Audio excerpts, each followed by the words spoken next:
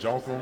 It's like just getting them break, you know what I'm saying? That way, like older guys like me and Joe Moore, like he's an older guy, you know what I'm saying? He's a younger guy, but he's an older guy. But it's about like not putting all that load on our body, so they can be ready. They can have fresh bodies rotating in and out, just like Coach Rob always preaching.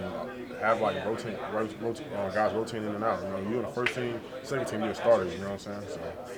Obviously, it's a big play for Jordan to have the pick six, but as a defense, when you get that, what does that do for you guys on the sideline going forward? Everything you get that defensive score. Man, it's like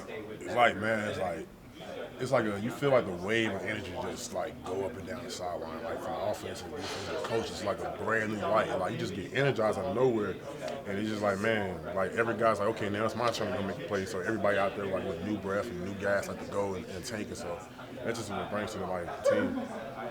What's Rodriguez been saying about just how he thinks that the D-line's doing overall? Overall, we gotta play better. We gotta be more disciplined. Like playing wise, like you know what I'm saying, we gotta trust that our guy, the next guy's gonna do his job. And we gotta communicate. It's the biggest thing is communicating across the line. That's really the biggest thing with our D-line. Is part of that just having different guys out in different games too? Yeah, that's probably have something to do with that. Like I said, getting the young guys ready, and like the young guys been doing really good. Like they've been doing a tremendous job like communicating, know what to do. So that's really the only thing that's affecting us, communication. What are your expectations for the second half of the season? My expectation now that like I said, like my leg now that I trust it, it's like now it's time to go now. Like now I expect like the numbers that I want, I expect to get it now.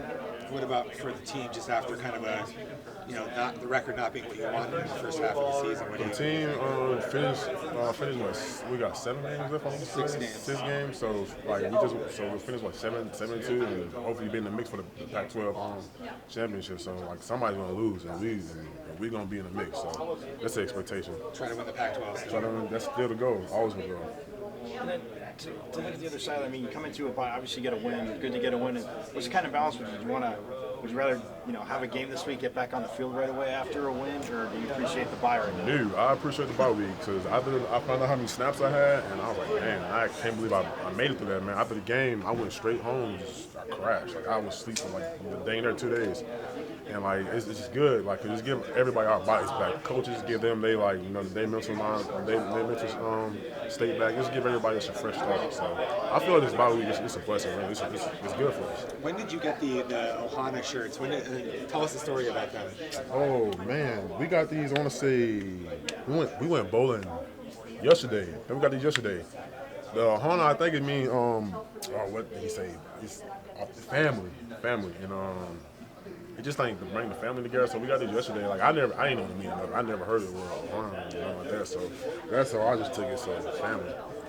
So tell us about the bowling. What was that like? The bowling, I suck at bowling. I'm not good at bowling. I have no coordination. All the sports I play out of high school, track, basketball, baseball, soccer, I'm good at that. But bowling, I suck at it. Like my coordination is just not right for it. So they clowned on you? Huh? Were you getting clowned on by your teammates? Bro, was I? Man, I think people had like 112 and 160. One player had like 200. And I was like, bro, and I had like 30. I was like, bro, I just suck. I'm really bad at bowling. But was it good, like a team bonding thing? It was a great team bonding, man. Everybody was just like vibing. Like it was just like we weren't thinking about football. We was just thinking about having fun. And it was a good feeling, you know what I'm saying, to step away from football and just, focus on the family part of the team. Where was that at, the bowling alley? The bowling alley, somewhere in Tempe. I've never been to it. How big is that? I mean, I know they say want to be connected on the field, but to build those relationships off the field, like you said, Coach, you want to talk about the heart of the family, but I mean, for you yourself, how big is that just to get to know other guys that obviously aren't in maybe your defensive line group, just to get out and mingle with everybody? Honestly, it's good because I never knew like how many teammates I didn't know on the team, like personally, because I know everybody on like the D-line personally. I never knew how many guys I didn't know outside of the D-line room or defense personally, you know what I'm saying? I feel like that's good because, like we in a game situation, like somebody off me is like, hey, Vez, you know what I'm saying? We can just talk and have the communication, like what they doing and like how they just, you know what I'm saying? Like just having a great communication. So I feel like if you have a family outside of football, you have a family on the football field, we can make the communication better. You've seen different coaches' styles, between all the schools that you've been to. What strikes you about Aguado and his style? Aguado, he preaches family first and then football. And the way we practice, man, like, it reminds me back when when I was back at LSU, man, like how hard practice is. And practice has been hard. Practice is harder than games. And Saturday, like it showed up because like the game was just easy. It was just like I wasn't as tired and I wasn't as gassed out like I usually would be. But like I love what Coach Gordon doing, man. Like he the guy for this program. Like it's changing. Like and you saw it on Saturday. Like I don't know if y'all know this, but like the way we played from like that game, Washington, and from the first game, we just played different. Like everybody played different, and and it's showing because Coach Gordon. So you already feel like he deserves a job, like. Yeah, oh, absolutely. That's me personally. I absolutely feel like Coach Gordon deserves a job because, like, man, he know the area. Like, he knows the kids in Arizona, and like he got a great relationship with every high school coach around Arizona. So like, it's like that's an A1. That's like already scratched off the board or whatever.